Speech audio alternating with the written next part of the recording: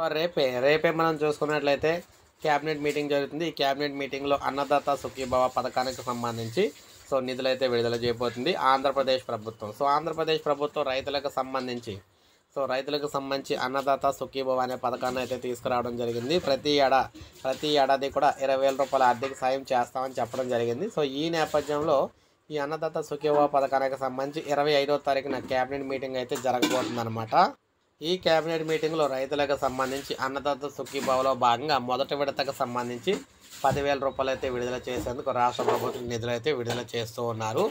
మనం చూసుకున్నట్లయితే చాలా రోజుల నుంచి అన్నదాతకు సంబంధించి సుఖీభవ పథకానికి సంబంధించి మనకి ఎప్పుడు కూడా జూన్లోనే డబ్బులు అయితే వచ్చాయన్నమాట. సో ఈసారి జూలైలో అయితే దీనికి సంబంధించి ఎన్నికల కారణంగా ఈ పథకాన్ని అయితే పోస్ట్పోన్ చేయడం జరిగింది.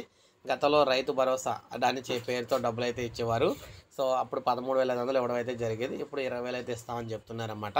అయితే మొత్తంగా దీనికి సంబంధించి క్యాబినెట్ మీటింగ్ మనకి 25వ తారీఖున అయితే జరుగుతుంది. క్యాబినెట్ మీటింగ్లో దీనికి సంబంధించి డబ్బులు అయితే విడుదల చేస్తారని, మొదటి విడత 10,000 రూపాయలు చొప్పున రైతుల ఖాతాలకు జమ చేస్తారని చెప్తున్నారు. సో ఇది మనకు అఫీషియల్ అప్డేట్ అనమాట.